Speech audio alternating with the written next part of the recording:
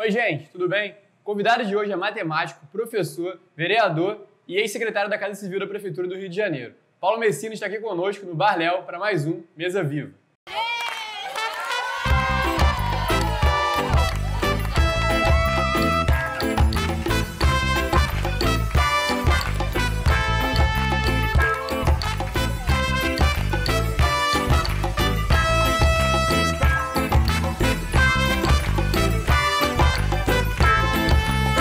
Você foi basicamente um primeiro-ministro, um super-secretário dentro da prefeitura e logo após o processo de impeachment do prefeito, você saiu, né? Você se licenciou do cargo de secretário, acabou o processo, você saiu criticando a prefeitura. O que aconteceu ali? Você até votou contra o impeachment dele, mas mesmo assim você acabou saindo fazendo críticas. O que houve? Mariano, essa é talvez a pergunta que vai exigir a resposta mais longa de todas, né? Porque é uma história... Eu vou tentar resumir o máximo que eu conseguir, tá? Não, está na internet, pode ir. Mas vamos lá. Primeira coisa, eu tenho uma vida na política que vem de 2008, a primeira eleição. E uma história, principalmente em cima da educação, que era a bandeira que a gente sempre trabalhou e tudo. Em 2016, na verdade eu conheci o Crivella só em 2016, já estava indo para o meu terceiro mandato, quando eu conheci. Uma parte dos vereadores da Câmara só conheceu o Crivella mesmo em 2016. O Crivella sempre teve um mandato no Senado muito focado para o público dele, enfim. Não havia muita interação com outros vereadores na Câmara, e ele, candidato no segundo turno, muita gente conheceu ele naquele momento ali. E o Crivella não tinha interlocução com os vereadores na Câmara, e os vereadores na Câmara, eu me dou bem com os vereadores na Câmara por uma infinidade de motivos, né? Acho que o principal deles é que, como eu trabalho em educação, eu não concorro, vamos colocar assim, com o eleitorado de nenhum deles. O meu eleitorado é muito eleitorado de opinião, de escola, então meu voto é pulverizado na cidade inteira, não é aquele vereador que concorre com outro vereador no bairro. Então, eles se sentiram à vontade de me indicar para o Crivella para ser liderança do governo. Então, meu nome foi surgindo dos próprios vereadores que o Crivella, então, bota o Messina que vai tipo representante da turma. Né? E foi uma coisa que deu certo ali, porque eu representava os anseios dos vereadores, né? 80% da Câmara é de vereadores distritais, vamos chamar assim, né? Vereador que é eleito pelo bairro. Sim. O que o cara quer, na verdade, é cuidar do seu bairro. Na verdade, é isso que o eleitor, quando o eleitor deposita o voto naquele vereador distrital, ele quer que aquele vereador distrital olhe para o bairro dele, que tenha conservação, que tenha iluminação, que os serviços todos funcionem. Eu fui a voz muitas vezes desses vereadores no governo e do governo junto a esses vereadores, né? Dizer, olha, o governo precisa votar, e tinha um projeto em 2017, projetos pesados que eram necessários ser votados, até por conta de receita da cidade. A gente estava numa crise realmente grave de receita, né? Então você teve projetos como IPTU, ITBI, a reforma da COSIP, teve uma mini reforma tributária de ISS também em 2000, enfim, foram 42 matérias importantes para a cidade que foram votadas em 2017, com uma maioria absoluta da Câmara apoiando o governo, sendo que o Crivella só tinha eleito 3 vereadores na bancada do PRB. Só 3 vereadores, que era João Mendes, me ajuda aí, a Tânia Bastos e o Hinaldo Silva. Quer dizer, de 3 vereadores a gente acabou conseguindo fazer uma base de mais de 30 caras, que foi necessário para votar essas matérias de 2017. Paralelamente a isso, o Crivella ele entra na prefeitura com uma equipe muito fraca. Né? Vamos falar a verdade. O problema é que o Crivella é um cara super do bem, é um cara muito correto, mas ele não tem uma história de ter uma equipe. Não tem. Né? Ele vem do Senado sem uma equipe muito fraca. E ao chegar na prefeitura, ele comete um equívoco, aliás, 2 equívocos muito graves. Primeiro, não faz transição. Fizemos transição na feijão. Não fizeram transição na feijão. Pegaram papel, vou olhar o papel aqui, não é transição. Não fizeram transição. Entraram dia 1º de janeiro ali sem noção do que iam encontrar. Tinha secretário sendo escolhido faltando 3 dias para a posse. Então isso não é transição, não teve transição. Vamos falar a verdade, não teve transição. E o segundo erro fatal foi logo no início aliás, vou botar um terceiro. O segundo erro fatal foi logo no início de 2017. Logo que ele assumiu, ele entra com um decreto demitindo todos os cargos comissionados. E aí você o cara que está assistindo vai dizer, pô, é bom tirar o cargo comissionado, vai tirar o pessoal que tá... Não, é 90%, 95% dos cargos em comissão são servidores de chefia. Aqueles cargos que você vê de apadrinhado político, lá, é 5% nem isso. E quando você demite todos os cargos de comissão, você está demitindo 95% das funções de chefia de toda a prefeitura. Você deixa a prefeitura acéfala. Acéfala, parou a máquina. O mês de janeiro de 2017 foi praticamente com a máquina parada. A arrecadação parou, a máquina, enfim, truncou a máquina inteira. Travou a máquina inteira. Terceiro erro grave foi ter feito um decreto, e aí a Secretaria de Fazenda, na época, tem a sua parcela de culpa nisso. Eles colocaram um decreto que exigiu que você fizesse... Depois eu falo isso em outro momento, como é que funciona a questão dos empenhos, mas exigiu que você limitasse os empenhos, diminuísse os contratos da prefeitura inteira em 25%, alguma coisa como isso, o valor 24%, 25%. Isso é péssimo, todo corte linear é ruim. Por quê? Porque você tem, por exemplo, vai cortar 25% do contrato de reboque, 25% do contrato de pardal, 25% do contrato do fiscal de meio ambiente que vai lá multar quem está cometendo um crime ambiental, 25% do cara de urbanismo que está fiscalizando se está tendo um puxadinho legal ou não e multa. Então você tira também da estrutura arrecadatória. Sim. Das fontes vinculadas à prefeitura, aumenta a dependência das pastas da fonte 100. Então, foi um erro atrás de outro. O início de 2017 foi uma tragédia. O ano de 2017 encerra para o Crivella com 2 bilhões de reais de déficit. O Tribunal de Contas já auditou esse valor. E, enfim, o ano de 2017, no Executivo, na Prefeitura, ele não consegue, não tem coordenação no governo, porque ele não consegue emplacar a Casa Civil, ele tenta botar o filho na Casa Civil, e aí recebe um processo judicial, até do Vitor Travanca na época, e o STF dá, acho que foi o Marco Aurélio, não lembro quem foi o ministro dá. Então, o fato fica sem Casa Civil, e cada pasta puxando para um lado, e aí você tem Rubens Teixeira, aquelas, enfim, deixa em frente, deixa para lá. Aquela equipe, que é a equipe que o Crivella botou em 2017 lá. Então, qual é o final? Né? Como é que eu vou parar no governo? A pergunta era essa. Então, o cenário, estou contextualizando, ficou longa essa contextualização, mas acho que ela é importante até para o desenrolar da conversa. Final de 2017, a Câmara está muito bem com a Prefeitura, quer dizer, a gente vota 42 matérias, todas as pautas do governo andam, a Câmara coloca uma receita... O total de receita nos 4 anos de governo que a Câmara vai ter colocado ao final de 4 anos é de 4 bilhões, mais de 4 bilhões de reais no governo. Em contrapartida, a Prefeitura completamente em frangalhos. Aí o Crivella me chama no final de... Eu acho que ele percebe isso. Desculpa. E ele me chama no final de janeiro, era finalzinho de janeiro, e faz o convite, fala, eu queria te convidar para você assumir a Casa Civil e tudo. Você imagina, esse é qualquer político diria sim, é um desafio desse, né? Claro. Esse é um desafio de você poder efetivamente administrar, coordenar a administração da cidade, né? Era muito mais do que eu tinha, de fato, sonhado. Eu coloquei fiz algumas negociações ali. A primeira coisa, eu não quis receber salário da prefeitura, eu nunca recebi R$1 da prefeitura. Meu salário, eu abri mão do salário da prefeitura. Não tinha cargo de aluguel na prefeitura. Não tinha carro de aluguel na prefeitura, não tinha motorista, nenhuma mordomia, nada do que... Mordomia, enfim, nenhuma da estrutura, vamos colocar assim para não ser feito. Nada da estrutura à disposição do secretário eu tive, não só salário como a estrutura.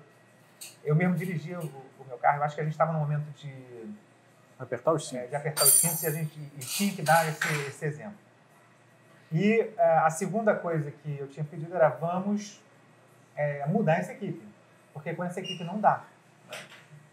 E tá ficando bom o negócio. Obrigado. Valeu, Messi. E aí é o momento que a gente desconcentra, né? Aqui no Mesa Viva o convidado é bem recebido. Muito obrigado, cara. Valeu, Messi. E aí muita coisa se muda ali, né? Eu acho que tem várias mudanças ao longo do início de 2017 que são positivas. As principais para o equilíbrio fiscal da prefeitura são a troca da própria Secretaria de Fazenda, que acontece, e a gente reativa dois órgãos que estavam funcionando, mas muito só para cumprir tabela, né? A gente reativa a Codesp, traz de volta a Mary na cabeça da Codesp, reativa as reuniões do CPF-GF direto com, de fato, um coordenador para fazer, o controle do orçamentário das pastas e fecha a torneira da fonte 100, obrigando as pastas a gerarem sua própria fonte vincular. Então, é uma guinada ali, né? O que me leva ao governo é justamente isso, é essa possibilidade de trabalhar a cidade, de ter um projeto para a cidade, né? De trabalhar a cidade com cargos técnicos. A gente coloca à frente dos órgãos tipo Conlurb, tiramos toda a galera que tinha de indicação política na frente da Conlurb, botamos um cara da Conlurb, um técnico de carreira da Conlurb. Trouxemos o Centro de Operações Rio de volta para a Casa Civil, colocamos um mesmo cara que ajudou a criar o Centro de Operações Rio, funcionário de carreira. Sete Rio, colocamos um presidente da Sete Rio, Joaquim Diniz, quem não conhece, funcionário de carreira. Codesp, colocamos América, funcionário de carreira, já presidia ela. Então, um 746, colocamos Gustavo Miranda, que foi o cara que criou um 746 praticamente. Enfim, foi todo um trabalho para, no coração da máquina, ter técnicos ali. Né? E o controle fiscal mais acirrado, vamos dizer assim. Né? Isso fez com que a prefeitura, de fato, se recuperasse a parte fiscal. Infelizmente, ela se recuperou, ela estabilizou um pouquinho de dinheiro em caixa, 100 milhões em caixa, mas parou de cair. A esperança é que chegasse em 2019, com a entrada da cota única de IPTU, que a gente pudesse, aí sim, manter esse equilíbrio e ter todo esse dinheiro do IPTU para investir de volta na cidade, já respirando melhor. Só que, e aí onde é que começa esse meu afastamento do governo? Né? Crivella, depois, no pós-eleição de 2018, depois que acaba, no finalzinho de 2018 para 2019, tem uma mudança muito grande de comportamento dele. Ali. Ele dá uma guinada muito mais para o lado de deixar de ser um projeto para a cidade e passar a ser um projeto de reeleição. Né? Não que seja ruim ter um projeto de reeleição. Eu acho que o projeto de reeleição faz parte. Eu, inclusive na época, e ele sabe muito bem disso, incentivava muito, falando, não, se a gente conseguir... Esse ano, 2018, é um ano de equilíbrio fiscal, 2019 é um ano de dar para o povo o que o povo quer, que é parar de dar problema na saúde, passar a funcionar a conservação e ordem pública. Esse é o principal que o povo quer. Não tem nada errado com a questão da reeleição. O problema é que a reeleição ela é uma consequência de um trabalho, de um projeto de cidade bem feito. O projeto de cidade bem feito naturalmente vai levar para a reeleição. Você não pode focar na reeleição como um fim, porque o caminho que te leva até lá, você vai perder. Foi o que aconteceu, quer dizer, começa a ter uma aproximação ou reaproximação do Crivella com algumas forças estranhas que eu não prefiro não concordar, métodos ruins, como já até denunciei o negócio da Secretaria de Obras, e a própria articulação política ruim. Ele começa a descumprir acordos com a própria Câmara Municipal para voltar ao grupo original dele, lá de 2017, então isso gera crise política que vai culminar no impeachment também na Câmara, que também é um outro problema. Eu volto para a Câmara para defender, porque eu sabia que ali, eu tinha visto que naquele processo Crivella não tinha culpa de ser ou não, vamos pegar o dinheiro e botar no bolso. Não é isso, Crivella não é esse cara. E eu sabia disso, então era motivo a mais para eu estar lá na Câmara como vereador para de fato, definir, dar toda a lisura àquele processo, transparência e dizer, não, está aqui essa posição. Só que você vai lembrar que logo depois que eu cheguei na Câmara, parênteses, já está longo para caramba essa resposta, mas parênteses. Ao longo de todo o ano de 2017, a gente nunca deixou as pastas pagarem DEA. O que é o DEA? É como se fosse uma despesa de exercício anterior, é como se fosse um fiado, vamos lá, um serviço fiado que uma secretaria mandou algum empresário, algum empreiteiro fazer e que você não sabe se foi feito ou não foi, e aí o cara chega com a conta, tem uma conta aqui para você me pagar, você nem sabe, você não tem registro, não tem empenho, não tem nada daquilo ali. Eu tinha feito uma comissão, como tinha muito ali, isso é uma porta aberta para corrupção, tá? Porque o cara chega e fala, tem uma ideia mesmo, paga aí de, 50 milhões, tu me paga 30 e eu te dou 5. Infelizmente, isso existe no mundo. Né? Então, a gente fez uma comissão, logo que eu entrei, a gente fez uma comissão chamada CapIdeia, que era para todos, nenhum secretário mais negocia ideia. Tem que passar na Casa Civil primeiro. E eu não liberei nenhuma ideia para ninguém. Nenhum, no ano de 2018. Aliás, minto, para não dizer que eu não liberei para ninguém, teve um único DEA que foi liberado, que foi do aterro sanitário lá de Seropédica, porque o Ministério Público já estava em cima, porque aquilo dava lagoa de metano, enfim, isso é um outro problema grande. Sim. Foi o único DEA de 1 bilhão e porrada de DEA, a gente liberou um DEA de 30 milhões. Mas, enfim, praticamente não liberou. Se você fizer proporcionalmente, não teve, foi ínfimo. Cara, quando eu virei as costas, pisei na Câmara, semana seguinte, 300 milhões de reais liberados de crédito de contingenciamento e DEA, tudo misturado. E abril também liberado, enfim, a gente depois fez um gráfico e eu fiz uma fala daquilo ali. Para mim, aquela da gota d'água, tipo, cara, ele quer zonear essas contas, quer quebrar a prefeitura, eu não quero estar no meio disso. Para mim para mim foi ótimo, foi uma exposição boa, eu consegui mostrar o trabalho da equipe. Agora, eu não quero estar no meio disso. Se ele quer quebrar a cidade, eu não quero estar no meio disso. Fiz a minha opção. Avisei, falei, reclamei, briguei. E não, é o caminho que ele quer. O caminho que ele quer não precisava ter feito todas as negociações políticas que fez, ter criado pasta de envelhecimento, não é? Envelhecimento. Saudável e eventos. Parques e jardins também. Um troço, um nome gigante, cheio de letrinha. Sim. Fez um Frankenstein perdão da palavra, mas para comprar um grupo de 7 vereadores. Não precisava fazer isso. Primeiro que é errado, segundo que ele era inocente, cara. Entende? Então, assim,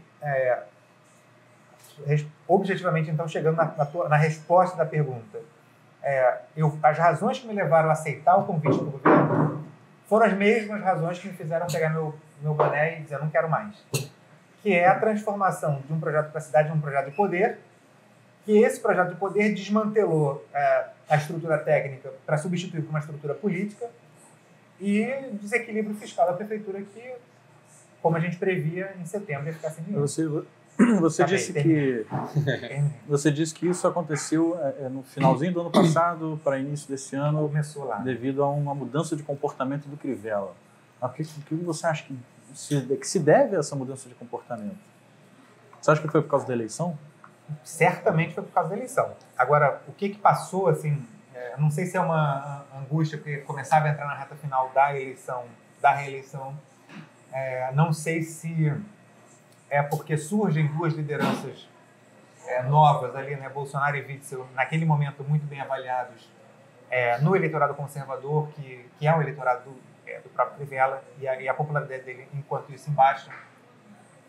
Eu acho que é uma angústia. Eu acho que o próprio resultado eleitoral, que teve o próprio filho dele na urna, também mostra que o governo precisava, que ele politicamente precisava dar uma guinada no governo. Mas a guinada do governo, repito, não seria essa guinada de acordos políticos, que o povo tem ojeriza disso. Já tinha, hoje tem muito mais declarada essa ojeriza. Enfim, foi a escolha que ele fez. Aí, isso é especulação, tá? Essa parte aqui eu estou especulando, não sei. Eu não sei os fatos que levaram isso aí pode responder. Mas o fato é que dá pra, claramente para você traçar uma linha de corte entre Crivella antes e depois da eleição de 2018. Perfeitamente você consegue... a própria presidência do órgão máximo, que era da secretaria, o órgão máximo de controle orçamentário, que era o presidente, era o secretário de Fazenda, ele tomou para ele a presidente e falou, não, agora eu vou liberar verba. Sim. E começou a liberar verba sem compensação, descontingenciando fora de época, enfim. Messina, você já falou um pouco na resposta anterior e falou muito quando saiu da prefeitura sobre as contas, as finanças da prefeitura. Você tem mais algo a dizer? Tem aquela história de que Crivella não pegou a prefeitura no vermelho, como ele disse no começo do mandato? Você pode falar mais sobre isso? Então, olha só, claro que ele pegou a prefeitura, ele não pegou no vermelho, né? A prefeitura ela foi entregue com 600 e pouco, 700 milhões de reais em caixa. Mas ela estava no vermelho se você considerar a quantidade de empenhos cancelados no finalzinho de 2016. Então, sim, para mim tem uma coisa muito mais grave, tá, do que os empenhos cancelados. Teve um aumento real de custeio no finalzinho de 2016, o ex-prefeito encheu a prefeitura de contas para pagar, que ficavam não estou falando só das dívidas do BNDES da Olimpíada, não. Por exemplo, pegou 2 hospitais do Estado, que custavam 400 milhões de reais a mais, colocou 300 equipes de saúde da família a mais no finalzinho, em agosto, setembro de 2016, quer dizer que já os salários só iam ser pagos praticamente em outubro, novembro. Pagou 2 salários só e o resto dos salários todos ficaram para o Crivella pagar. Então, esse aumento do custo da máquina que realmente ficou, isso pesou para o Crivella 2017. O problema é que, volta que no início eu falei, não teve transição. Assim como o Crivella pegou esse presente do Eduardo, o Eduardo também pegou, todo mundo que entra quer reorganizar as contas do antecessor. Então, Eduardo teve esse momento do Eduardo com o César, não exatamente nisso, mas enfim, coisas proporcionais na época. Eu lembro que era vereador na época já, em 2009, o Eduardo chamou a Câmara no início de... Nós fomos lá, os vereadores foram na Câmara para votar algumas coisas que ele queria cancelar atos do César, não lembro mais o que era. Mas ele fez uma rearrumação, um rearranjo, vamos dizer assim, no início do governo.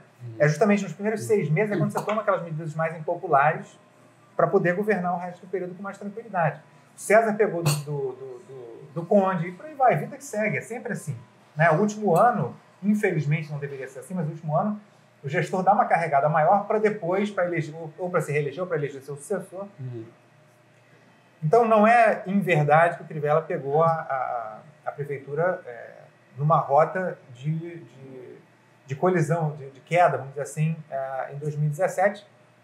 Mas também é verdade que não se tomaram as medidas que deveriam ser tomadas, que nós tomamos em 2018.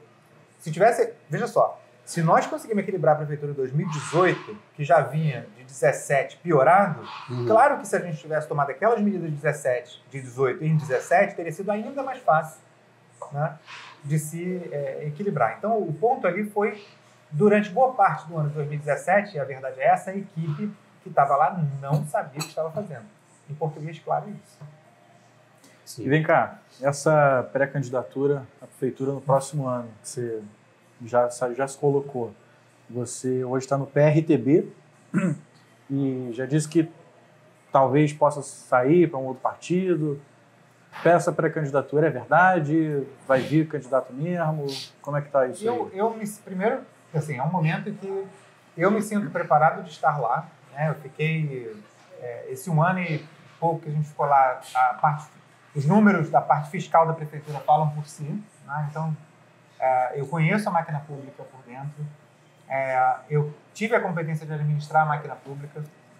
Não tenho nenhum dos 3 mandatos. Né? Na Casa Civil, a gente administrou diretamente mais de 8 bilhões de reais. Bilhões de reais.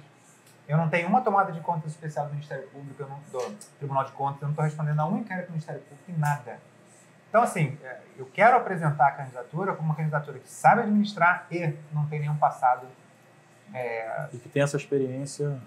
Eu tenho a experiência mais recente, tenho uma experiência limpa na política. Então, assim, eu acho que eu consigo oferecer um produto ao eleitor que tem o melhor dos 2 mundos, honestidade e competência. Assim, acho que o momento é esse. Me sinto preparado para dar esse passo. Né?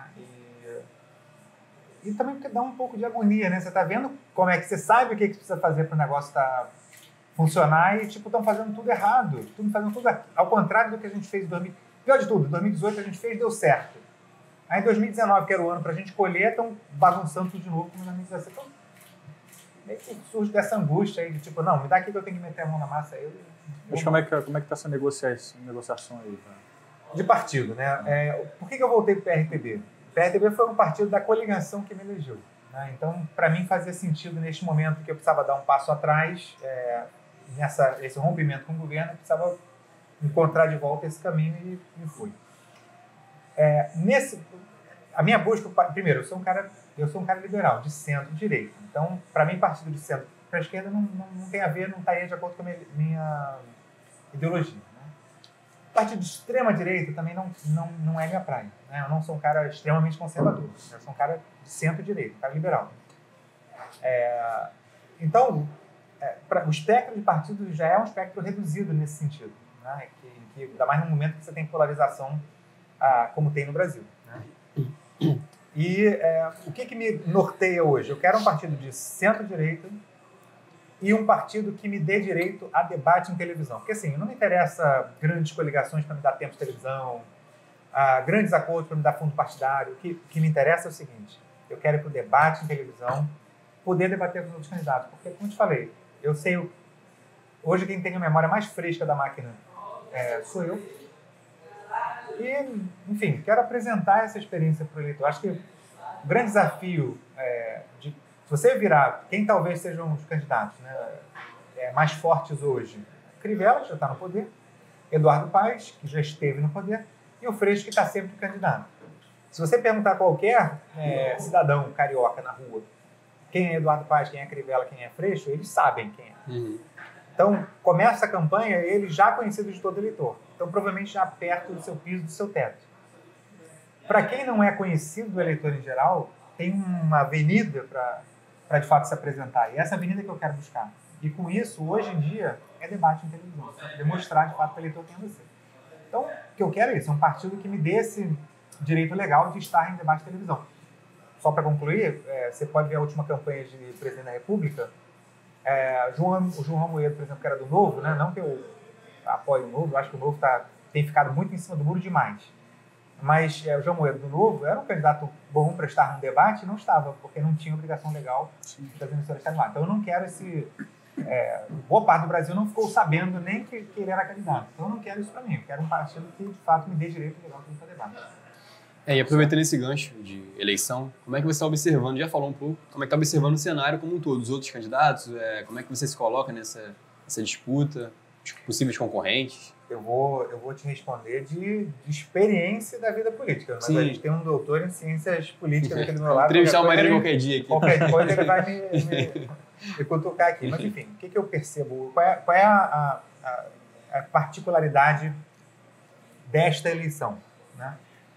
Esta eleição é a primeira eleição em que não vai ter coligação proporcional, ou seja, os partidos não vão poder se juntar para eleger vereador. Sim. E o que isso influencia a eleição de prefeito? Né? Os partidos não vão ter como encorpar suas nominatas de vereadores com outros partidos pequenos se juntando para fazer uma nominata grande. Então, a tendência é você ter mais candidatos a prefeito para puxar aquele voto que a gente chama de voto de legenda na nominata. Resultado prático disso é o quê? Mais candidatos. Então, essa eleição tem tudo para ser um número recorde de candidatos em comparação com os anos anteriores, muito por conta dessa questão do fim da coligação proporcional. Sim. Você vai ter, claro, a polarização de extrema-direita com extrema-esquerda, né? E eu fiz ao contrário, para você que está na câmera como está certo, da extrema-esquerda com a extrema-direita. E existe um espectro de centro, né, onde eu estou, né, que é o que vai tentar falar para você o que interessa do teu dia a dia, que é buraco na rua, que é ordem pública, que é emprego, que é transporte, que é saúde. E claro que o discurso do tipo, vai ter kit gay, ou não vai ter kit gay, etc. Tal, aqueles clichês que sempre tem, não é que não seja uma discussão importante de haver, mas, tipo, cara, a eleição de prefeito, o dia a dia da tua cidade está te impactando diretamente, né?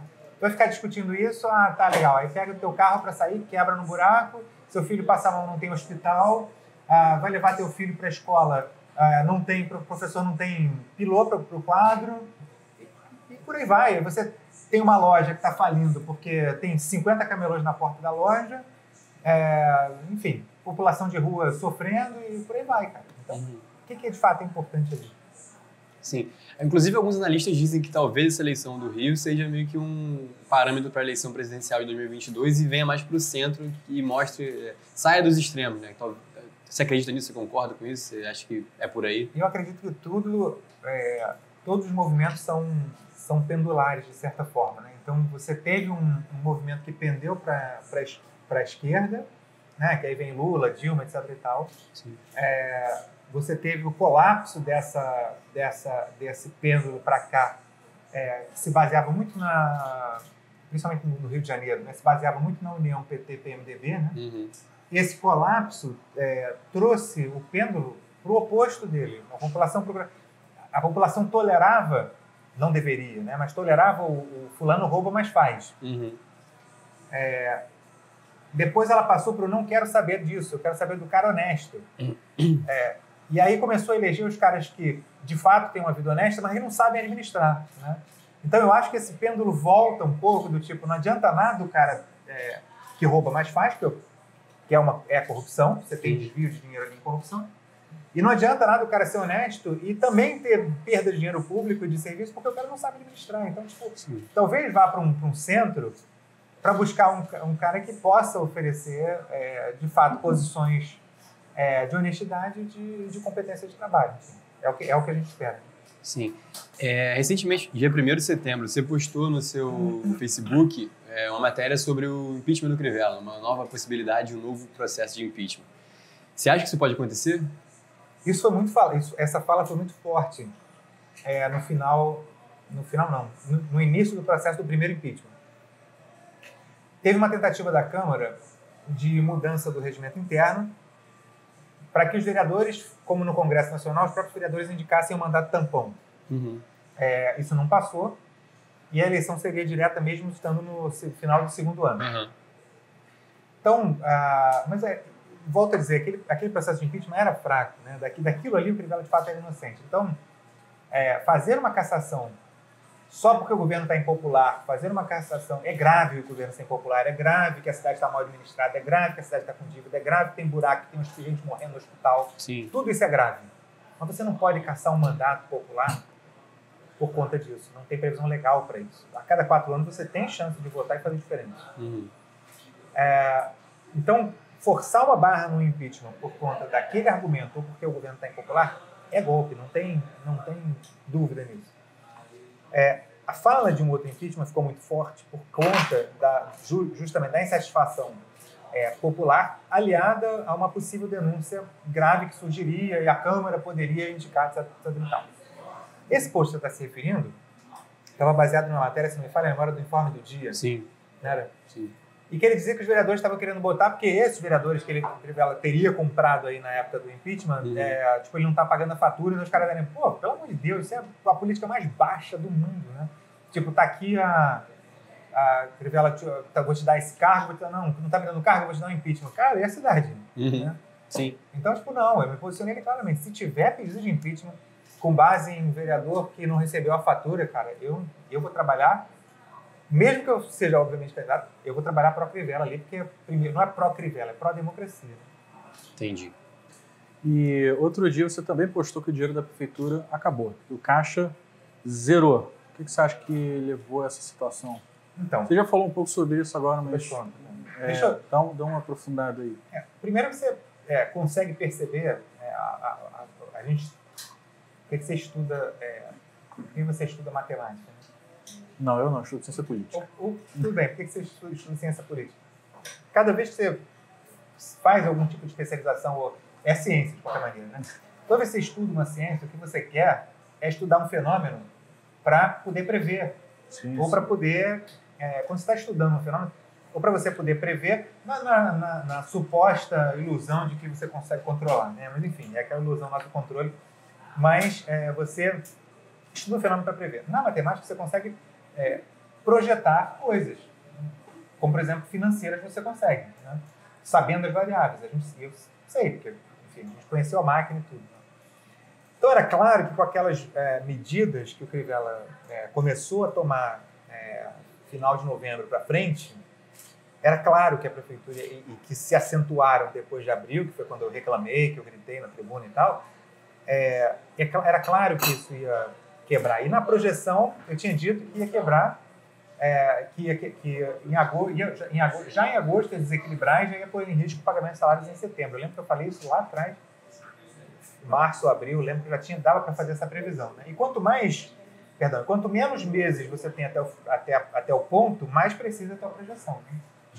E infelizmente bateu com a previsão. Final de agosto, o caixa da prefeitura acabou. Tanto é que eles já não conseguem antecipar salários agora em setembro. Por que é isso? Né? O que é o caixa da prefeitura? O caixa da prefeitura é o que a gente chama da fonte 100. Né? A fonte 100 ela é tudo que você paga de IPTU, de TBI, de ISS, isso municipal, mais as transferências do que é a fonte 100 estadual, por exemplo, IPVA e ICMS. Nós também recebemos todas as placas Rio de Janeiro RJ, sim, metade é nossa, do município. Sim.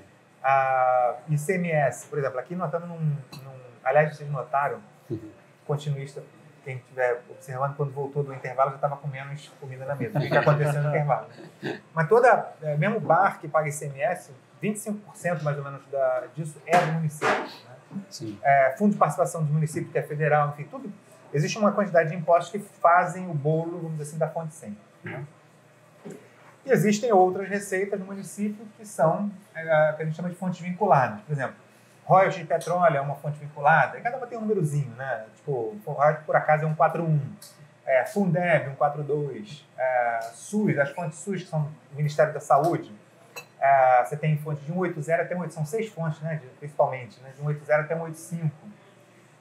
Você tem multa de trânsito, fonte 109, então, são outros númerozinhos, cada uma se destinando a uma coisa. Para que servem essas fontes vinculadas? Fontes vinculadas são receitas que são geradas ou captadas por cada órgão, por cada secretaria. Por exemplo, Sete Rio e Conservação, elas podem usar 109, que é multa de trânsito. Quer dizer, você pode tapar um buraco, você não precisa usar o dinheiro do IPTU para tapar um buraco. Você pode usar o dinheiro de uma multa de trânsito para tapar um buraco, para fazer uma calçada, para fazer um canteiro. Pode, para recapear uma rua. Então, quando a multa de trânsito está sendo gerada, ela pode ser revertida para aquilo ali. Você não precisa usar da fonte, não deve usar da fonte 100. Esse dinheiro livre ele é precioso demais. A educação pode usar do 142 Fundeb para pagar salário de professor. Né? Aliás, deve, 60% do valor do Fundeb é para isso. E você tem... Só que quando essas pastas elas não estão gerando suficientemente a fonte vinculada, elas começam a demandar mais da fonte 100 para pagamento das suas contas. Então, o que você tem que fazer? Foi o que a gente fez em 2018. Você cobrava meta, ajudava as pastas a gerarem sua própria fonte vinculada. Vou dar um exemplo aqui. Saúde. Todo mundo que tem um plano de saúde particular já teve no caso de ter um médico que o plano não cobre. Já teve esse caso? Sim, sim. Mas você, sei lá, a consulta do cara é R$300. Mas você pode pedir um recibo pro cara, dar entrada no teu plano de saúde que ele vai te reembolsar alguma coisa, sei lá, R$50. Sim. O SUS é tipo isso. Você vai operar. Tipo, o Mariano sofreu um acidente, sei lá, leve, um acidente leve, vai, pronto. E aí quebrou um dedo, pronto. E aí eu vou fazer uma cirurgia do Mariano e tal. Eu tenho que ter um sistema de regulação na minha Secretaria de Saúde que vá fazer esse lançamento de cada procedimento que eu fiz em você no sistema do SUS para eu ser reembolsado. Se você não faz, Mariano vai embora e eu não recebo nunca mais aquele dinheiro do SUS. Se teu carro passa e minha câmera está desligada, não multou teu carro, não te ensinou para não passar correndo e eu não recebi o dinheiro da multa, nunca mais vai receber, você não vai recuperar aquela multa perdida. Sim. Né? Sim. Enfim, aquele cara que jogou lixo, você não pegou, não tem multa ambiental no cara, nunca mais você vai multar porque você nem viu quem era. Então, é uma receita que nunca mais voltará. E a conta, a fatura dos custos daquela secretaria vão chegar e você vai ter que pagar. Aí vai na fonte 100. Então, faltou coordenação para o governo no ano de 2019. Se você comparar as receitas vinculadas de 2019 para 2018, é uma tragédia, né? Tragédia. E eu queria ver, combina isso com esses números que eu falei, porque vai liberando fonte 100 à vontade, descontinuando receita para as pastas poderem pagar suas contas. Você vai secando, como seu copo, vai secando a fonte 100 e no final das contas é isso que vai acontecer. O dinheiro secou antes do final do ano. Entendi. O blog do Berta, que é um blog de jornalismo investigativo aqui do Rio de Janeiro, publicou uma notícia, uma reportagem sobre um possível endividamento seu, salário atrasado na prefeitura. Não sei se você já falou sobre isso publicamente, se quiser falar sobre isso, quiser comentar esse assunto. Possível endividamento? Não, endividamento mesmo. Eu, antes da política, já tinha empresa desde 98. E o meu negócio era um negócio, vou explicar rapidamente aqui. O meu negócio era, você tinha, a partir de 95, 96, começaram a pipocar provedores de internet no Brasil inteiro. Em 2002, a Anatel criou uma regulamentação chamada Serviço de Comunicação Multimídia, SM. Esse Serviço de Comunicação Multimídia era uma licença que a Anatel te dava, uma autorização, que a Anatel te dava, para você prestar um serviço de internet banda larga, vamos dizer assim, de acesso à internet banda larga. Só que era muito caro para um provedor no interior. A maior parte dos provedores no país era de provedores de interior, que tinha, sei lá, 200, 300 assinantes. Aí tu imagina, você tinha que pagar R$9.000 da licença, A Anatel te exigia que você tivesse um engenheiro de telecomunicações no seu quadro. Salário base, o piso base do engenheiro são 6 salários mínimos. Bota aí quase 6 mil reais. Você tinha que ter um 0800 24 horas, 7 dias por semana. Então, uma central de suporte tinha que ser de graça para assinante. Uhum. Então, não só o 0800 custa, como as pessoas que tem que atender. Sim. Resumo é o seguinte, era uma exigência de uma estrutura muito grande para manter a licença, que um cara em Passa Quatro, sei lá, que vai ter 200 assinantes no interior com a internet surgindo, jamais teria licença para trabalhar. E a Anatel apertando os caras. Quer dizer, se você está numa capital, você até tem estrutura para pagar isso tudo, mas no interior... Sim. Qual era o meu negócio? Qual era a ideia desse meu negócio, que foi o negócio que gerou as dívidas? Mas qual era a ideia desse veio da empresa? Nós tiramos a licença, nós tínhamos equipe de engenheiros de telecomunicações, central de atendimento 0800 e tudo. E a gente chegava para o provedor no interior, chegou a ter mais de 600 provedores no interior ligados a gente nisso. Né? Tirou do estado do Rio? País inteiro. E a gente chegava para o cara e falava assim, você está cobrando R$150 de sua assinatura? Eu vou fazer o seguinte, o acesso rádio daqui para o cliente, quem vai fazer sou eu. Você, em vez de cobrar o cara R$120, chutando os valores que eu não lembro, mas em vez de você cobrar o cara R$150, você vai cobrar dele 120 e eu vou cobrar dele 30 e eu vou fazer o rádio daqui para lá. Que aí eu posso fazer. Uhum. Então, aqueles R$30 pro cara, que ele perdia, sei lá, em 100 clientes, perdia lá R$300, perdia R$3.000, perdão, naqueles caras ali, para ele, valia a pena, porque o que ele teria que ter de estrutura, ele teria prejuízo. E eu, na escala do país inteiro, ganhava dinheiro. Vida que segue, graças a Deus, ganham muito dinheiro. Os provedores também ganharam muito dinheiro com isso, porque eles economizaram. E aí, já no governo Dilma, se eu não me engano, mais um, né, no governo Dilma, já no governo Dilma, 2008 para 2009, e se seguiu essa transformação até 2014, mas as dívidas se concentram nesse período, né, de um ano, a licença passou a ser quase dada. A Anatel mudou a regra do jogo. Ela criou... Isso acontece, o mercado mudou, passou a ter... você não tem mais exigência da central 24 horas, não tinha mais exigência do engenheiro, e o valor da licença caiu para R$400. Então, para que eu ia ter parceria com você? Então, a gente teve praticamente todos os clientes denunciando, como fala, cancelando o contrato, rescindindo o contrato, porque não precisa mais. Por que eu vou te pagar R$3.000? Para que eu vou perder R$3.000 de receita deixando você atender meus clientes? Agora eu pagando R$400 eu atendo direto e faturo os R$3.000. Então, a gente, em poucas semanas, a gente perdeu toda a receita que a gente tinha daquele produto, e isso foi um baque grande para a empresa. Mas assim, cara, eu não tenho problema de falar da dívida desse período, primeiro porque eu venho desde lá pagando elas parceladas, negociei, enfim, e venho pagando elas de forma parcelada como cabe no meu salário. Então, tipo, eu estou há 3 mandatos na política. Eu teria vergonha de já ter quitado essas dívidas todas com o salário que eu ganho. Então, eu tenho orgulho de dizer, não, cara, mais uma prova de honestidade, eu estou pagando com o suor do meu salário essas dívidas. Né? Você é um cara reconhecidamente nerd. Você, às vezes, grava alguns vídeos, tem seus bonecos atrás, a foto do seu WhatsApp está sendo guiado por um Stormtrooper. É verdade. Então, a pergunta que eu queria te fazer é assim, primeiro, qual é a sua história preferida? Star Wars, Star Trek, nenhum dos dois? De onde é que vem esse paixão, né? E se você prefere o Império ou a Aliança Rebelde? Vamos por partes, cara. Não tem como comparar Star Trek com Star Wars. Não, sabe que tem essa rixazinha, né? Não, mas eu gosto de... olha lá. Não, tipo, não tem. Eu gosto dos dois. São duas histórias... Eu prefiro Star Wars. Eu prefiro... Não, vou te falar que o universo Star Trek é muito mais amplo, né? Ele é um universo muito mais amplo. Você tem desde a série original até a nova geração, depois saiu Enterprise, Deep Space Nine, Voyager, agora tem até essa série nova agora que está na Netflix, que é o Discovery, muito legal também. Então, enfim, tem para todos os gostos. Eu, tipo, nerd, gosto de tudo, né? E se eu prefiro entre os rebeldes e o Império, claro. Ah, ótimo. O Império, claro. Inclusive, cara, o melhor filme de todos os tempos de Star Wars é justamente quando o Império ganha, que é o Império Contra-Ataca. É exatamente isso que eu ia dizer. Pronto.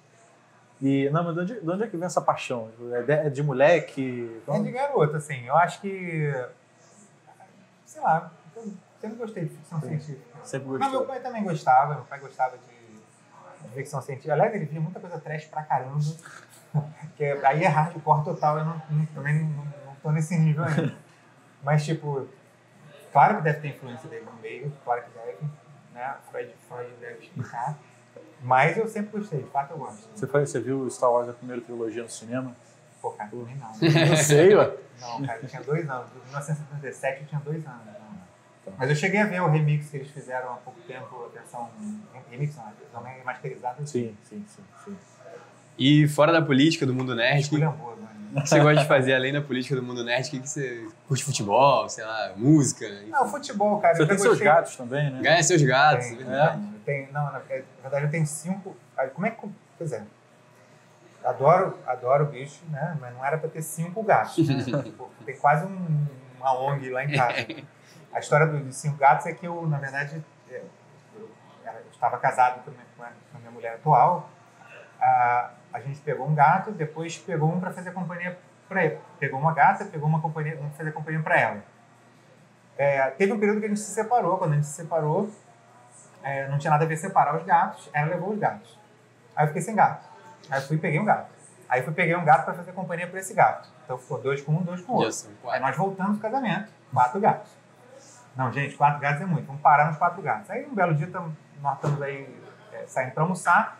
Tá um gato todo estatelado no meio da asfalto, atropelado, todo quebrado. Quando a gente foi olhar, estava vivo ainda. Aí a gente foi pegar e cuidou. Hoje ele está maravilhoso. Deu o nome de Costelas, também que é todo quebrado. 5º gato. Então, assim, é isso. A vida foi trazendo os gatos. Assim, eu tenho... O que eu gosto de fazer? Eu gosto de estudar. Eu acho que separar a vida acadêmica da vida profissional. Eu consigo separar. Você tem a sua vida profissional, eu tenho minha vida profissional com a empresa, eu tenho minha ocupação na política, que são prazeres diferentes. Né? A política te dá uma capacidade de mudar de fato a realidade, a vida das pessoas. E eu tenho a vida, separada da vida profissional, eu tenho a vida que eu tento, né, levar uma vida acadêmica minimamente, tentar levar minimamente de forma separada disso tudo. Enfim. Tá estudando o que agora? Debruçado Agora em que questão? Agora física. Não, eu ouvi dizer que você estava estudando física de novo.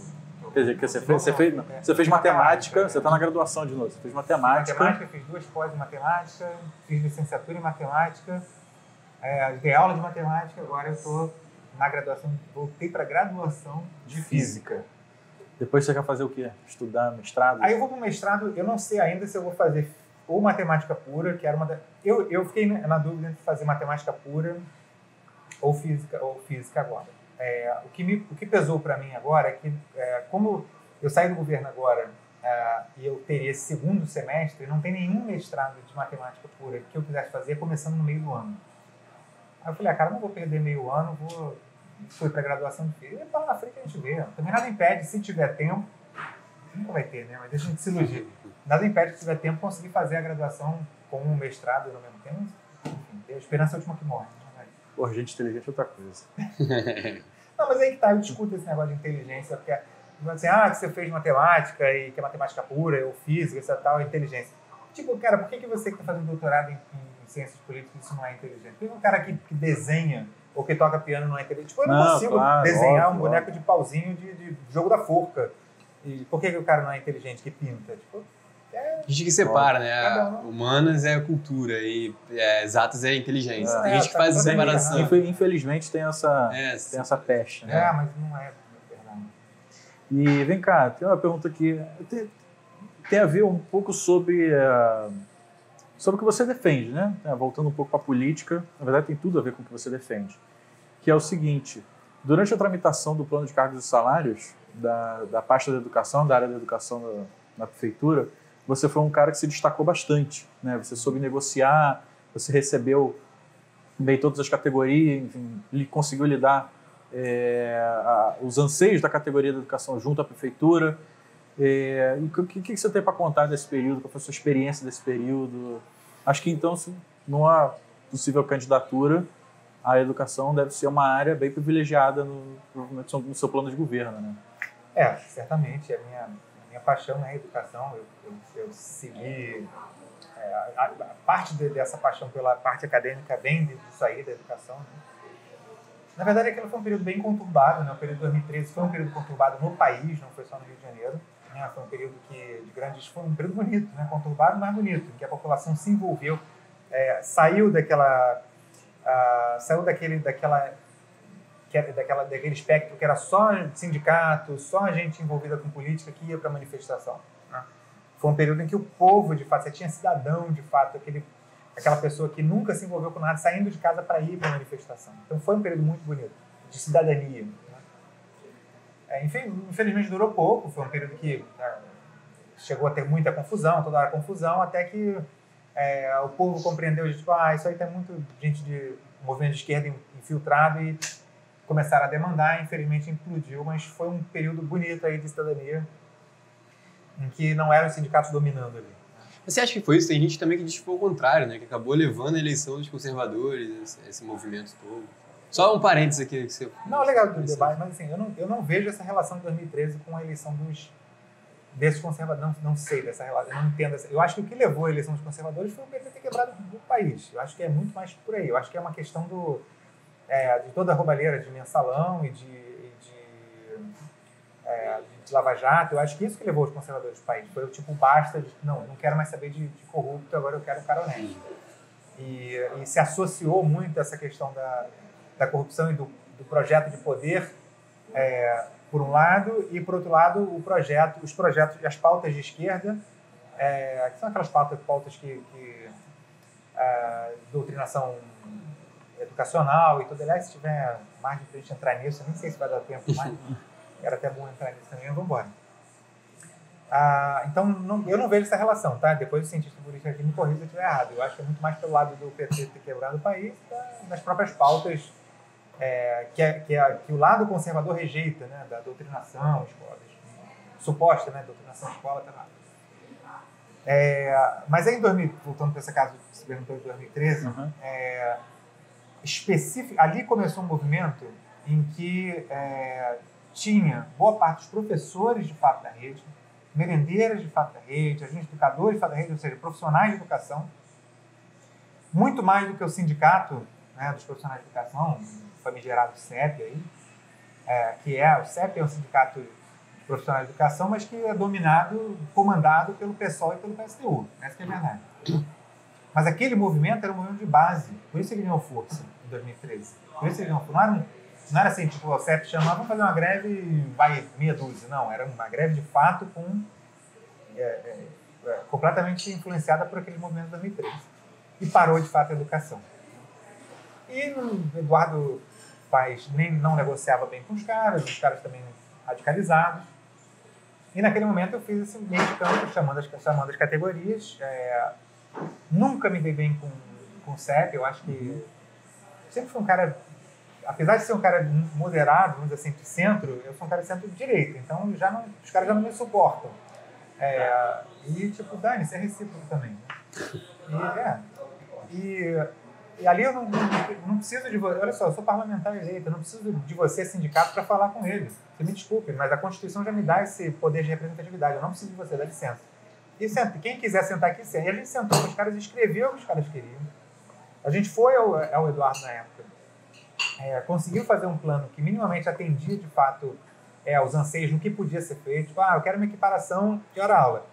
Não tem dinheiro para fazer isso agora, mas a gente consegue escalonar, enfim, diferir no tempo, ou parcelar, como queira. Aqui, assim, assado. Vocês topam? Topamos. Eduardo, você topa? Topamos. E vamos embora. Você tem uma ideia, a gente botou 31 emendas no plano. 31 coisas. O projeto tinha 46 artigos, alguma coisa assim, não lembro. Mais ou menos isso. 46, nós botamos 31 emendas de 46. Então a gente corrigiu muito o projeto. Tanto deu certo, tanto as categorias se sentiram contempladas, que a greve, dali para frente, acabou acabando. apesar dos protestos do sindicato, que passaram a me odiar ainda mais, né?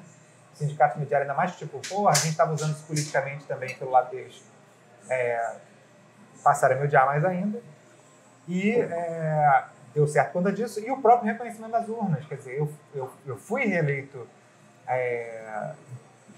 com 50% a mais de votos só da educação, não porque eu tive voto de família e de amigo, mas tipo, tira 5% da votação de voto, 95% da votação foi desse público da educação. Então, se eu hoje estou no mandato, é por causa desse público, e se esse público votou, é porque ele considerou que foi bem atendido, claro, e contando com outros avanços em outras pautas. Essa pauta da educação, isso é uma coisa que você já falou na Câmara, né, em alguns discursos públicos no púlpito lá do plenário da Câmara. De fato, ela é importante para você, a educação pública, tanto é que seus filhos eles estudam, né, na rede pública. Isso é uma coisa que praticamente ninguém sabe, apesar de você ter dito, não é uma informação assim tão... E é porque você de fato acredita na educação pública. Então, e pode aproveitar e falar da doutrinação. Se os filhos estão sendo doutrinados. São duas coisas muito diferentes, mas eu vou falar disso. Assim, por que eu escolhi... Vamos lá, eles estão na escola pública, é uma coisa que eu não... dificilmente você me vê falando isso de fato, porque assim, o maior pânico que eu tenho é um dia eu ouvir, tipo assim, tá usando o fato das crianças estarem na escola pública. Cara, eles estão na escola pública desde o primeiro ano, tipo, isso não tem a ver com política, tá? Eles estão lá, eles hoje têm 15 anos, eles estão na rede pública desde o primeiro ano de escola. Por quê, né? Os dois têm autismo, os dois têm uma deficiência, um transtorno, enfim. E a rede pública, a gente já teve muitas decepções, assim, já ouviu, toda hora a gente ouve experiência de pai, absurdo, já acontece na rede pública particular, eu não quero... cara, fale o que quiser da rede pública. A rede pública é a que melhor inclui as crianças. A inclusão ainda é um grande desafio. Não existe inclusão bem feita em lugar nenhum do Brasil, que eu conheça, pelo menos não tem. Né? Tudo é um processo ainda em construção. Agora, considerando este processo, a escola pública, fale o que quiser, é a que está melhor posicionada para fazer isso. Eu acredito, quanto a mãe deles acredita, que eles estão lá e estão felizes lá. Né? E a gente feliz com isso. Né? É isso, eles estão lá e vamos embora. Agora, sobre doutrinação, né? Parênteses que enquanto lá. Surgiu. Agora eu vou te falar um pouco do que eu gosto, que é essa discussão de educação. Existem alguns autores que já analisaram as tendências. E aí, nego, fala uma besteira, fala um negócio de Paulo Freire, não sei o que lá. Vamos esclarecer o negócio. Tem vários autores, eu vou te citar Libani, por exemplo, é talvez o mais conhecido deles, que já fez uma pesquisa sobre isso. Existem várias tendências educacionais no Brasil. Né? Não é o Paulo Freire. Existem várias tendências educacionais. E as tendências educacionais no Brasil, elas se dividem essencialmente em dois grupos. Os liberais e os progressistas. Né? O grupo de tendências liberais, eles incluem várias sub-formas, vamos chamar assim. Né? O liberal tradicional. O que é liberal tradicional? É o colégio militar, colégio padre, que é tipo, o professor é a autoridade, o aluno vai estar lá para receber o conteúdo do professor sem troca, etc. E tal. Aquela educação tradicional é o liberal tradicional. Você tem liberal tecnicista, que é tipo escola profissionalizante, por exemplo. Ela tem para formar você para a mão de obra. Um Cefet, por exemplo. Cefet, por exemplo. Né? É um tecnicista. Você tem um liberal tipo Nova Escola, que é a escola de Summer Hill, né? Não sei se você já ouviu falar dela. Sim, sim. É do Carl Rogers, uma escola tipo, super livre de conteúdos e tal. Tem a liberal progressivista, que essa é que eu mais me identifico, tá? A liberal progressivista, ela também é conhecida como construtivista. O aluno e o professor estão numa troca, uma troca sempre, e você sempre insere um conteúdo com base no conteúdo ou numa vivência que o aluno já tenha. Então você consegue construir, por isso construtivismo, né? Você vai construindo o conteúdo bloco por bloco. Enfim, você tem... mas qual é a peculiaridade dessas tendências liberais? Você está formando o cidadão para a vida na sociedade. Seja para ele trabalhar, ou seja para você formar ele como indivíduo, mas dando uma formação para ele viver na sociedade que aí está, posta. As progressistas, né? E aí você tem a influência de Paulo Freire, aí sim, né? A influência de Paulo Freire, de Frenet. Você tem as progressistas, elas são... os caras têm a ideia do tipo, vamos usar a escola para que o aluno entenda que ele é oprimido pelo sistema e está sendo manipulado, para que ele possa lutar contra o sistema que está aí. Então é tipo, vamos formar soldadinho da revolução. Não é que a tendência liberal ela não queira que o cara vá querer mudar o sistema. Ele pode, mas é ele que sabe se ele vai querer mudar ou não. Eu vou dar o conhecimento para ele, eu vou dar a informação para ele, de forma que ele possa se apropriar daquela informação, para transformar, o aluno transforma aquela informação em conhecimento para usar em qualquer circunstância que ele queira na vida. Inclusive, se ele quiser depois ser de esquerda, vai ser, para paciência, mas não sou eu que vou dizer para ele ser. A educação progressista, ela é por natureza isso. Ela é por natureza pegar o cara e dar...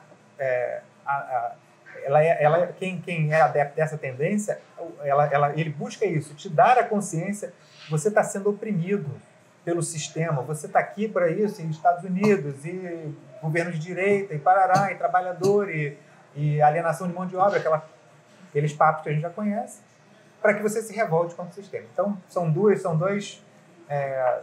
se vocês jogarem, depois fizerem a pesquisa, procurarem publicação do Libani, sobre isso você tem muito separado o que é cada uma dessas correntes. Então, assim, não é que no Brasil, falar que no Brasil é Paulo Freire. Não é só Paulo Freire, não é só Frenet, não é só Piaget, não é só... Tem lá as suas tendências, cada um tem. E o que você acha nessa pegada de doutrinação do Escola Sem Partido? Cara, assim, o problema é que as pessoas rotulam muitas coisas, né? Esse negócio de escola sem partido surgiu justamente como uma reação a essa possível doutrinação que essas políticas progressistas educacionais fazem. Então, vamos impedir o cara de falar... É uma reação a essa política, a essa tendência, desculpa, essa tendência liberal, perdão, essa tendência progressista baseada em Frenet, em Paulo Freire, etc. É uma ignorância ir por esse caminho, né? Por que é uma ignorância por esse caminho? Porque o professor tem que poder discutir, porque uma coisa é política partidária, outra coisa é política, né? Cientista político. Você tem que poder usar como que o professor de história, mesmo que ele seja de direita, como que o professor de história vai dar aula do que aconteceu na evolução da história da humanidade se ele não puder discutir política com o aluno? Ele tem que discutir, cara. Ele tem que poder discutir política com o aluno, mas a diferença é se ele vai estar discutindo política para o aluno, para ele dar a informação, para o aluno transformar aquela informação em conhecimento para ele, ou ele vai estar pegando aquela informação para dizer, olha, tá vendo? Olha, isso aqui surgiu aqui quando você começou a ser explorado, seu pai é pobre porque tem um cara lá rico ganhando... Entende? Você é um outro caminho, mas isso é uma coisa que você não tem como impedir por uma lei, né? Você tem as suas tendências... A escola tem que ter a tendência dela clara, você tem que ter uma política, toda escola tem um plano, né, deveria ter, né, um plano que a gente chama de projeto político-pedagógico da escola. Né? Então é muito mais os governos decidirem, junto com as comunidades escolares, que o PVP é feito junto com a comunidade escolar, aí envolve pai, envolve responsável, envolve professores... Que tipo de projeto político-pedagógico a gente quer em cada escola. Então, as famílias vão participar da discussão. Então, você tinha que fazer uma reforma, ter atenção no projeto político-pedagógico, ver que tipo de escola que você quer, o que você vai... É muito mais pela discussão, junto com os pais, na criação do projeto político-pedagógico, do que uma legislação que vai dizer, não pode falar de política em sala de aula. É muito por aí. É difícil não se estender nesse assunto. Né? E, para fechar, uma pergunta antes do nosso papo reto. Esse negócio de papo reto, quero saber o que é. Né? O problema é o seguinte, a gente não viu nenhuma dessas perguntas antes, então tá tudo surgindo aqui por surpresa. Última pergunta. Quais são os seus planos pessoais e profissionais daqui para frente? Eu imagino que profissional seja eleito prefeito do Rio de Janeiro, mas para além disso, né? Enfim, como é que você se vê daqui 10, 15, 20 anos, pessoalmente, profissionalmente? Quais são os seus planos daí para o futuro? São dois caminhos muito diferentes, né? Pessoais e profissionais. Eu acho que... Vai adotar mais um gato? Não, cara. Apesar que eu falei pra vocês isso, né? Tipo, o Tarcísio, eu fiquei com inveja, cara. Não, qual que é o Tarcísio Mota? Conta a história. Eu fui, o Tarcísio viu, o Tarcísio, eu contar aquela história que você foi me apresentar o gato dele. Eu já tinha meus 5. Aí ele, esse aqui é o Luke. Eu falei, que legal o nome Luke, pra poder dizer pra ele, Luke, eu sou seu pai. Aí eu falei, não, cara, como assim? Eu não tive essa ideia, não. E agora eu já tenho 5, eu não vou pegar o 6. Mas, tipo, cara, um dia que for pegar um, certamente o próximo vai chamar Luke, com certeza. Mas, droga, ele foi ter essa ideia, eu não tive. Mas, assim, pessoalmente, eu quero... eu sou feliz na minha vida pessoal, cara. Eu só quero continuar estudando, eu acho que eu seguir minha carreira acadêmica, enfim, não vejo muito mais... seguir, minha vida continuar assim, pessoalmente, tá muito bom. Profissionalmente, a política é muito difícil você fazer um projeto de longo prazo, né? Você e as suas metas, mas, cara, o mundo na política, ele muda o tempo inteiro. Né?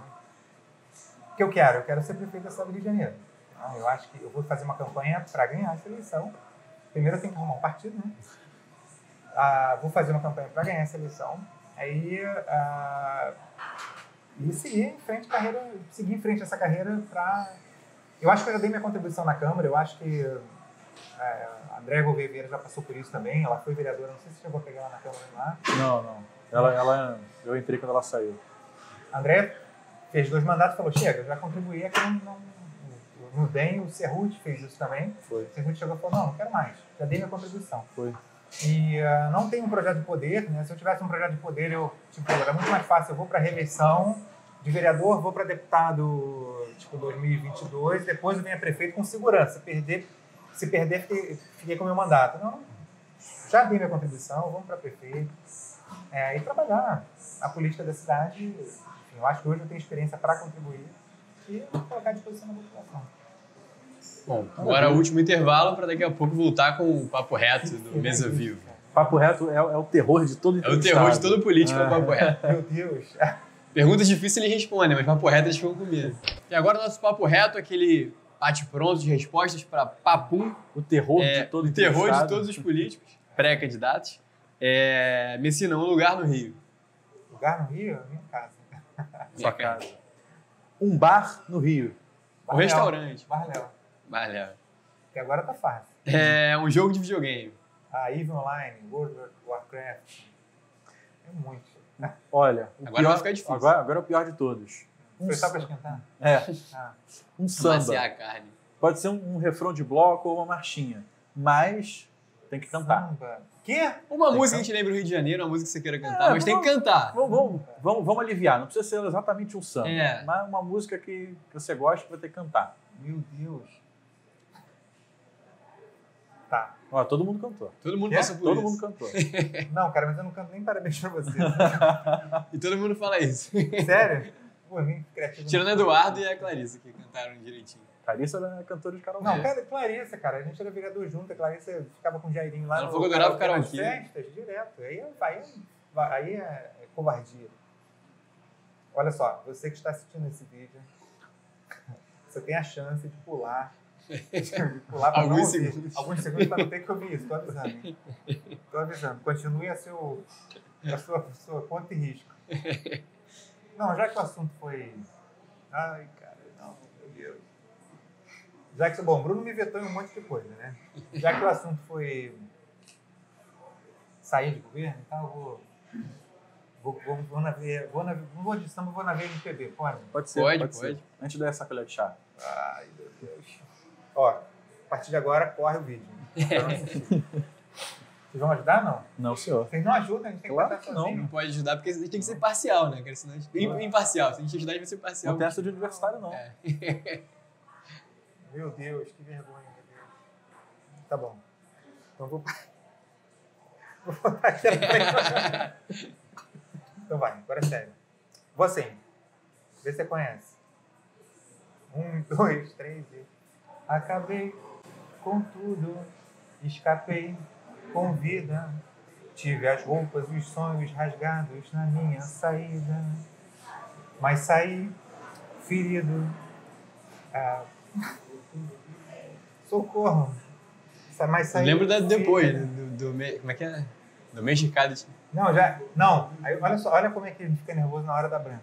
Mas saí ferido, sufocando meu gemido. Pô, você nem ajuda. Sufocando meu gemido. Fui o alvo perfeito, muitas vezes no peito atingido. Animal, arisco, domesticado, esquece o risco. Me deixei enganar, muitas vezes me levar por você. Não vou mudar, nosso caso não tem solução. Sou fera ferida, corpo e na alma e no coração chega, né? Escolheu Tá bom, bem. tá bom. Obrigado. Mandou bem. Escolheu bem a música. Já pode recortar e usar no programa. Já pode usar no programa eleitoral. Ó, você que andou o vídeo. Bem, abacaxi, viu o cara com abacaxi aqui, né? Para! Olha aqui, você que está em casa vendo e adiantou até agora, parabéns, não volte o vídeo, não volte o vídeo. Ai. Agora é um ídolo. Ídolo. Aí você clichê vai dizer meu pai, pronto. Pai. Tá bom. Última pergunta, para encerrar o Mesa Viva. Um objetivo. Meu objetivo é ver meus filhos felizes. Eu acho que muitos pais de criança com... Pode discorrer sobre isso? Pode. Discorrer. Eu acho que muitos pais de criança com deficiência, eles pensam, a primeira coisa que vem o pânico, assim, tipo, cara, e agora? A tendência, graças a Deus, né, é a gente morrer antes deles e como é que eles vão ficar depois. Né? E aí você fica, caramba, meu filho não está fazendo isso, meus outros crianças estão, meu filho não está jogando bola, meu filho não está fazendo... Cara, o que interessa é que eles sejam felizes. Assim. Tem uma hora que você entende isso é libertador pra você. Você entende, assim, tipo... Não é isso que ele não está fazendo as coisas que você queria, que fosse querer que ele fizesse, mas ele está fazendo coisas e ele é feliz, o sorriso dele, você entende, pô, ele é feliz, cara, é o que eu quero que ele seja. É isso. Perfeito. Maravilha. Tá bom. Obrigado. Obrigado a vocês. Messina. Obrigado a vocês. Encerramos assim mais um Mesa Viva. Até semana que vem. Um abraço. Um abraço, valeu. Valeu, Cariocada.